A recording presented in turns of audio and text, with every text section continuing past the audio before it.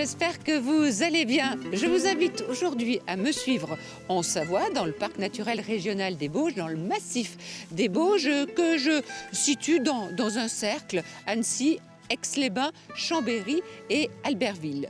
Goûtez voir dans ce petit village du Châtelard où se trouve l'auberge des Clarines, tenue par Catherine et Mathieu. Aux Clarines, Catherine mitonne avec son âme généreuse. Le poulet en croûte de sel et le gâteau de Savoie, 2 recettes incontournables, vous seront données. Au menu aussi, tome des Bauges, vin de Savoie et plantes aromatiques. Quelle belle reconversion professionnelle pour Catherine et Mathieu, cette auberge si chaleureuse. Fille de restaurateur, Catherine a été dissuadée toute son enfance de faire ce métier. Après une carrière dans la finance, à 45 ans, elle décide de réaliser son rêve, être en cuisine. En 2007, elle sort ses premiers plats. L'aventure gourmande de Clarine est lancée. Catherine, vous avez beaucoup investi dans cette auberge, affectivement, financièrement? Oui. Financièrement énormément, affectivement encore plus, et puis physiquement, ouais, c'est énorme. Vous faites tout, tous les deux? On fait tout, ouais, on est polyvalent, on est 7 sur 7. On a un hôtel 3 étoiles, on a 6 chambres qu'on a fait le plus cocooning possible, en essayant d'adapter un petit peu, pas faire trop montagne, trop chargé, mais au contraire avec une décoration douce, de façon à s'adapter à l'été et à l'hiver. Quelle cuisine proposes-tu? Je propose essentiellement une cuisine du terroir, donc avec la grosse spécialité, c'est le poulet fermier en croûte de sel. Nous avons également notre foie gras au poivre de Séchouan que je fais maison, le saumon gravlax, on travaille bien entendu la tome des Bauges. Voilà, donc on a la matouille qui est vraiment le plat des Bauges maintenant, servi avec charcuterie, salade et pommes de terre.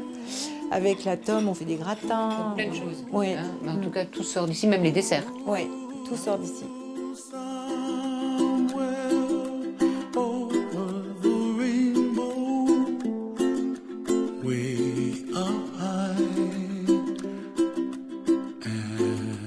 Alors, est-ce que tu t'es adapté facilement à la vie de ce village de Châtelard?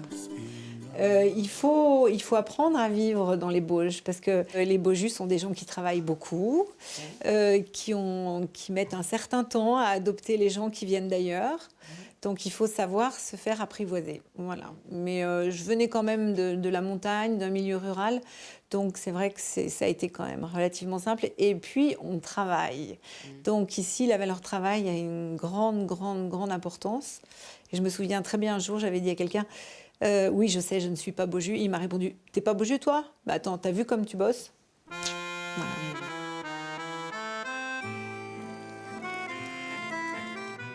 Il y a des choses étonnantes dans le Châtelard. Il y a des gens qui ont choisi de vivre autrement et qui se sont installés là. On a un atelier du cuir, on a un luthier et on a également de la crèche au collège. Donc on a des jeunes couples qui s'installent de plus en plus dans les Bauges.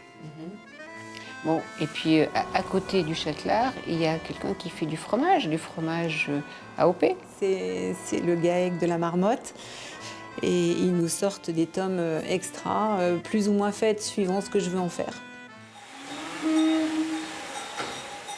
Et savez-vous que la seule tome AOP est celle des Bauges? Mon père, mon grand-père avait des bêtes aussi, déjà, et en moins grand nombre à l'époque. Et puis après, nous, on a continué dans ce métier. Donc aujourd'hui, vous travaillez avec votre femme et votre fils? Avec ma femme et mon fils, qui vient de s'installer. Et la race de vache? Principalement, c'est de la tarentaise, ce qu'on dit tarine aussi. Et puis on a quelques Montbéarn. On a 50 laitières. Et puis on élève entre 15 et 17 génisses par an pour le renouvellement du troupeau. Donc, et avec le lait, vous fabriquez la tome AOP des Bauges. Voilà, oui. Alors, pour avoir l'AOP, il vous faut quoi? Il y a un cahier des charges qui est assez strict là-dessus. On a déjà des prairies naturelles, tout ce qui est chimique et tout, le moins possible. On fait des traitements pour les bêtes homéopathiques, déjà depuis avant d'avoir décidé de partir en bio. Quand même, hein, bien sûr que c'est important. De bien nourrir son troupeau et puis de bien nourrir la terre. Et puis on le sent même dans le goût de tes tomes, elles sont vraiment excellentes. Elles sont bonnes. Je pense que tu les prends ici parce que tu les trouves bonnes. Ben, c'est ça. Ici, c'est le fils qui les fabrique. Ouais, il y a le fils et puis moi, tous les deux, quoi. Oui. Et comment ça se fabrique une tome alors? Il faut déjà avoir du bon lait, quoi. Ouais. Hein? Ben, dans une tome, il y a combien de litres de lait? Autour de 12-13 litres. Et On chauffe, on met des ferments dans un chaudron en cuivre. Donc on encaille, on laisse à peu près 30-35 minutes pour cailler et on moule nos tomes. Là. Ouais. Donc, comme en cuisine, tu as vu, il y a l'œil, il faut regarder le cahier, faut... Ouais. Il y a tout, oui, comme Catherine derrière ses fourneaux, quoi. Il faut suivre l'évolution du Exactement. cahier et tout, quoi. Et combien de temps en cave elle reste En cave, cette tome? c'est minimum 5 semaines et autrement, une tome qui a 6, 7, 8 semaines. Elle est encore Elle est meilleure. encore meilleure. Hein. Hein? Ouais, même dans la matouille, moi j'aime un peu moins affinée, Alors, comme ça elle reste crémeuse. Qu'est-ce Voilà. que la matouille? Alors la matouille, c'est la tome de Bauge qui est cuite au four. Donc on la prend, on épluche, on enlève la croûte du dessus, on la creuse un petit peu, on met du vin blanc, de la muscade, de l'ail, et on la met au four et on la sert avec pommes de terre, charcuterie et salade. C'est un plat traditionnel d'ici, la matouille? Oui, c'est devenu un plat Oui, traditionnel. c'est d'ici, devenu, hein. oui. Ouais. C'était peut-être moins connu avant. Ouais.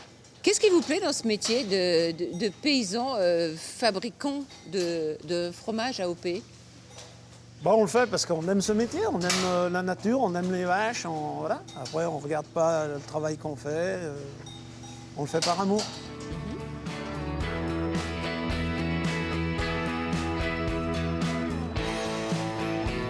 Au cœur du parc naturel régional du Massif des Bauges, au Noyer, Philippe Durand et Florence Pajot cueillent, cultivent, transforment des plantes médicinales et aromatiques.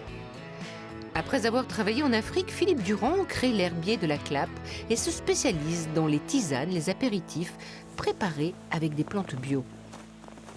On va avoir les plantes de base comme la verveine, les menthes.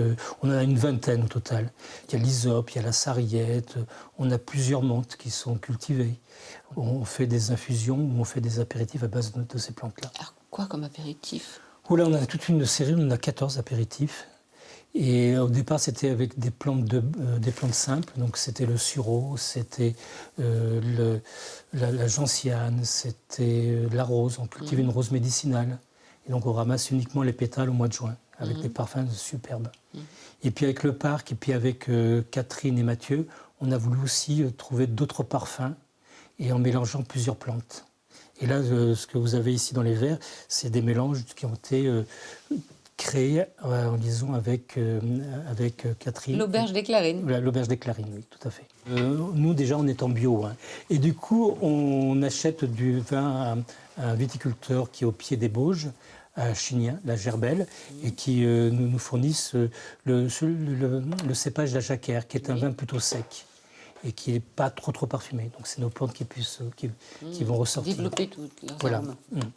Voilà, donc en fait, c'est ce qu'on appelait autrefois les vins médicinaux. Donc, c'est le même principe qu'un vin de noix. L'herbier de la Clappe, c'est aussi Florence Pajot qui gère, entre autres, l'atelier tisane. Bon, Florence, tout ce qu'il y a dans cette armoire sort de votre atelier?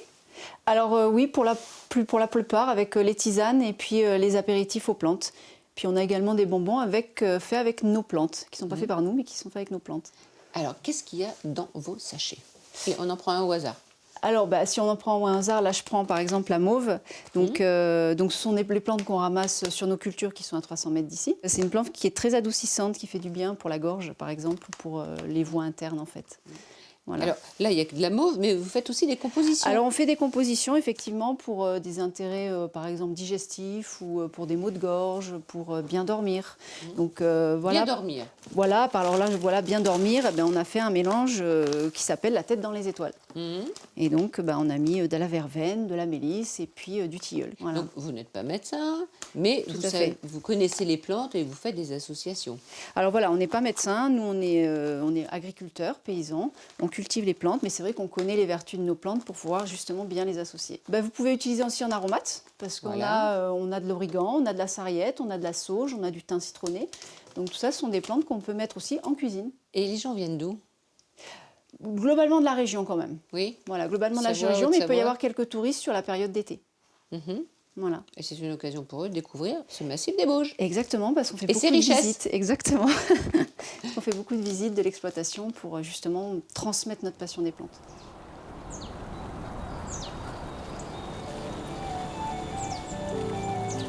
Quittons cet environnement préservé pour rejoindre l'auberge des Clarines au Châtelard.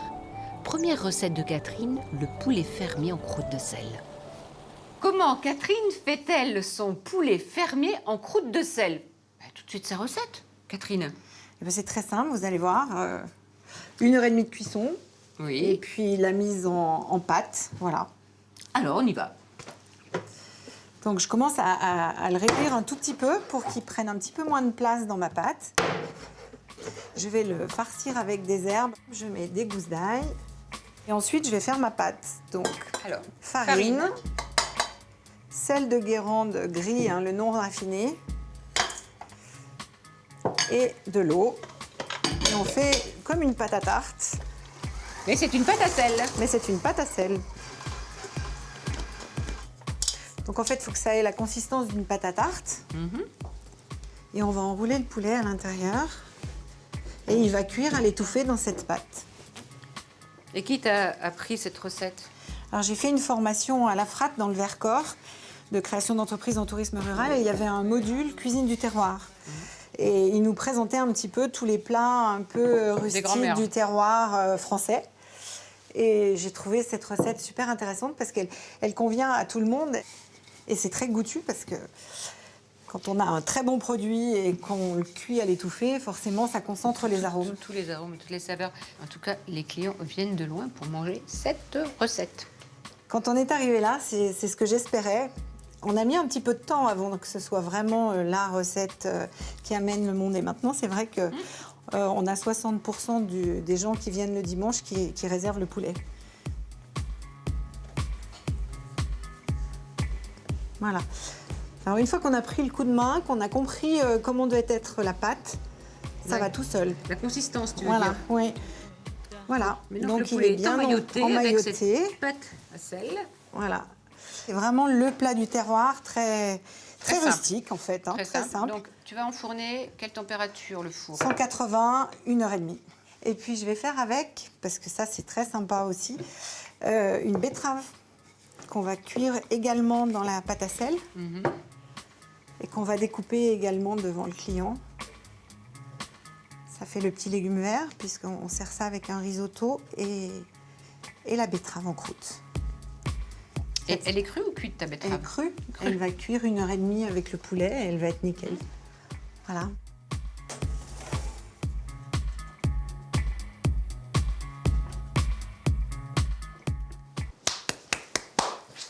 Mais il est réussi. mesdames, le poulet fermier en croûte de sel. Ça sent bon. Alors à l'origine, ce plat ne se sert qu'avec ce jus de cuisson, puisque le poulet étant cuit à l'étouffée, il rend Plus ce ce jus plat. qui est extraordinaire. C'est super diététique comme plat. Mais Toi qui n'étais pas du métier, tu as dû apprendre à faire de la découpe, à servir, Découper les doigts. découper les doigts, c'est tout. Hein. Et il en a coupé des poulets. Hein. Quelle odeur! Et bien voilà notre poulet. Alors, Et qu'on va- monsieur va nous servir. Là, il est complètement presque confit, il est hyper moelleux, il a cuit dans son jus, il ne sèche pas, donc c'est... ça fond. Et la betterave? La betterave, c'est pareil, je me disais que d'habitude on le sert avec un risotto truffé et je me disais qu'on n'avait pas de légumes verts et je trouvais ça sympathique. Merci Mathieu. Voilà. Donc avec ce plat, Mathieu, tu conseilles quoi aux clients? Un vin de Savoie. Et moi, j'aime bien le persan de chez Philippe Grisard. Donc je mange le blanc de poulet, très bien découpé, et ensuite nous partons. C'est bon, Qu'est-ce hein, que la viande est moelleuse? c'est dingue. Hein. Inimaginable. Moi, je trouve ça superbe. La première fois que j'ai goûté ça, j'ai trouvé ça les, génial. les herbes. Ouais, Une Et les- recette simple et vraiment le résultat est bluffant. ouais.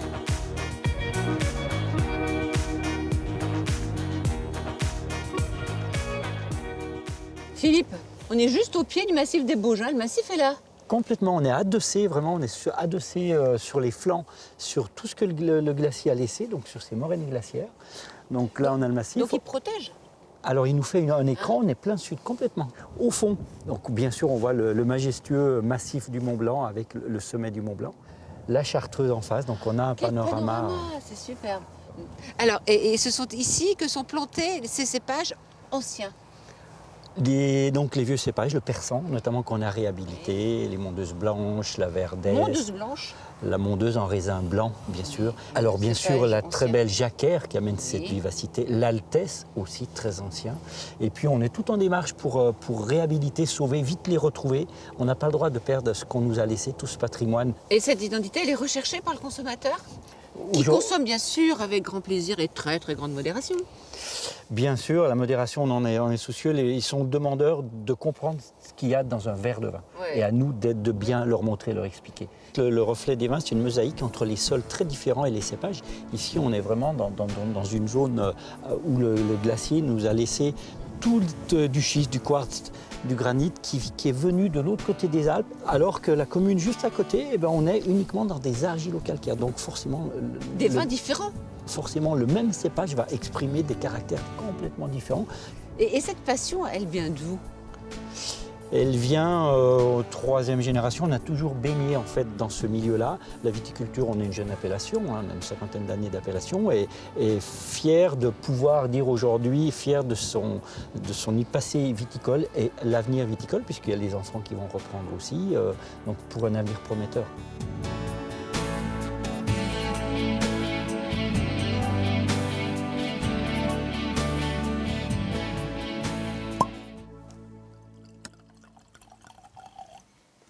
Et est-ce que quand je respire comme ça, je touche aussi le cœur du vigneron? Bien sûr. Un verre de vin, c'est pour nous énorme. C'est un symbole très fort qui a plein de sens, qui touche à la fois, bien sûr, tout le côté humain, toutes les personnes qui travaillent dans les vignes tout le long de l'année. Avant tout, le vin aussi, dans la vigne, c'est dehors qu'on fait un vin. Dans les vins de Philippe, ce qu'on retrouve avant tout, c'est tout l'amour qu'il y met. Et c'est cet amour qu'on peut faire déguster ensuite aux clients au restaurant. Et tous les vins de Philippe Ont de la personnalité. Voilà, ont une Ce sont des vins marqués, je trouve. On dit que les vins ressemblent à leurs vignerons comme les animaux à leurs maîtres. Oui, on nous le dit C'est souvent. vrai, c'est vrai.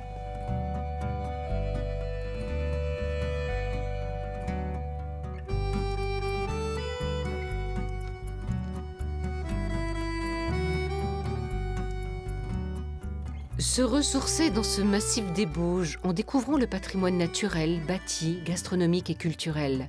À Saint-François-de-Sales demeure un des derniers argentés des Bauges. L'argenterie des Bauges est de la vaisselle en bois tourné, érable sycomore, bois blanc dur et sans odeur.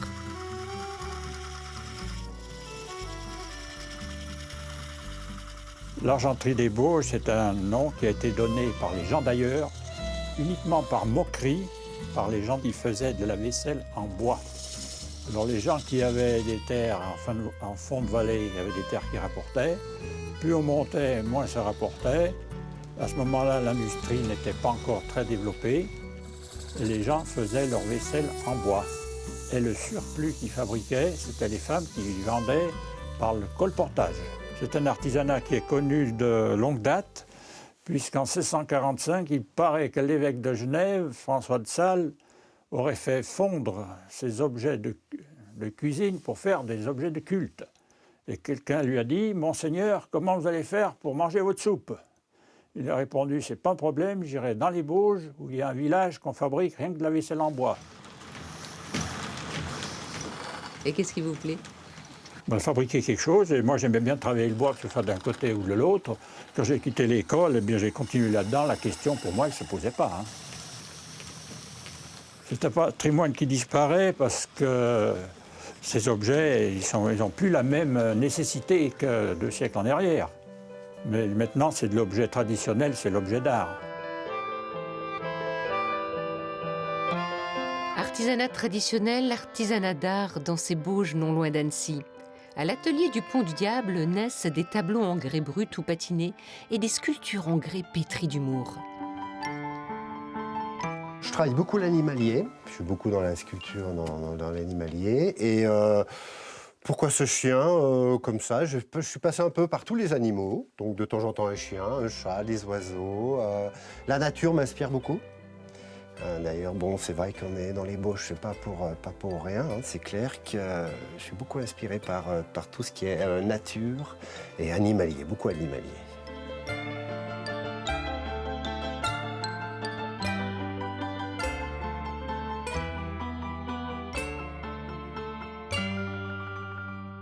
Alors, je peux dire aussi sculpteur céramiste, même si sculpture, c'est pas réellement de la sculpture en volume, mais c'est plus un travail à la plaque.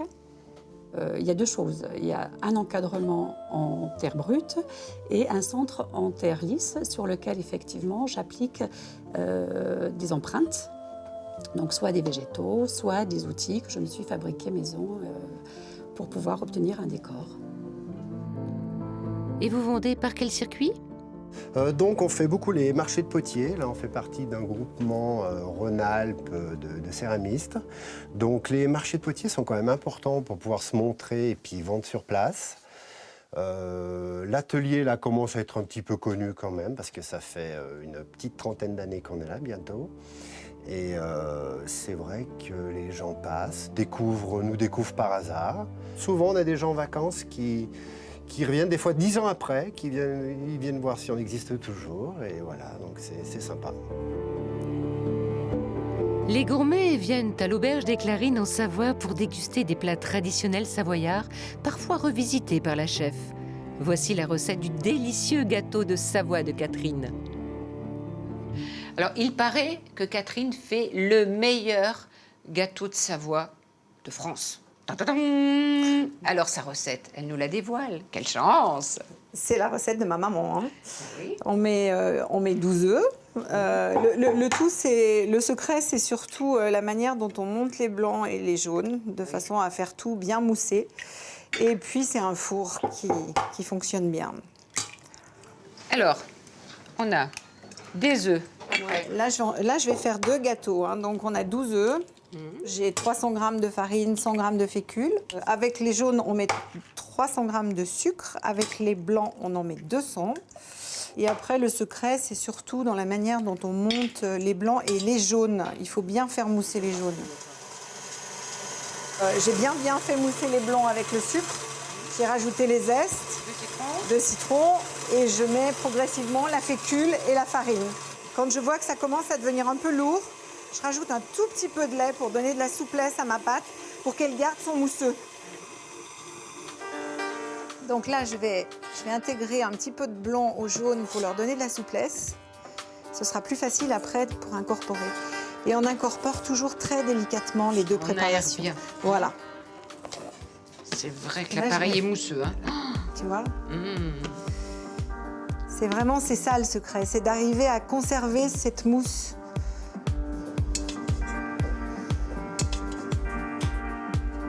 C'est ça le secret du gâteau de Savoie aussi, c'est cette espèce de croûte qu'on lui met autour grâce à ça.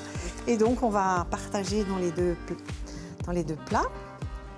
Et on va l'enfourner. Alors moi je l'enfourne dans un four pas très chaud, à 150, pendant une heure et demie. Dans la vieille cuisinière. Alors voici le fameux, le célèbre gâteau de Savoie de Catherine. On va le goûter? Ah bah oui. On va voir l'intérieur. Allez. Tu sais qu'ils sont très très bons. Hein. Ouais. Regardez comme il est beau. Voilà, un beau gâteau de Savoie. On l'accompagne avec la confiture de framboise maison, parce qu'ici, les confitures sont faites maison. C'est léger, c'est moelleux, même mousseux, on peut dire. Ouais.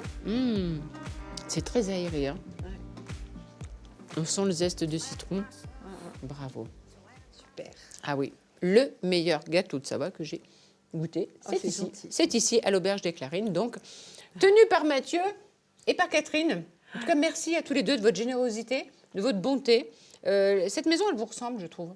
Ah ben c'est dans le la meilleur grande simplicité, dans la sincérité. Voilà. C'est que du vrai. Merci à toute l'équipe parce que ça a été un moment merveilleux partagé. C'était extra. On leur en donne un petit morceau. Ah quand oui, même. ah oui. D'habitude, c'est hors caméra, mais là, allez, Dénoncez-vous les gourmands. Venez goûter ce Avec gâteau de plaisir. Savoie. Je vous remercie de votre grande fidélité et je vous dis à très très vite les gourmands. Merci, au revoir. Allez, venez. Même les cadres peuvent venir. C'est bon. Hein.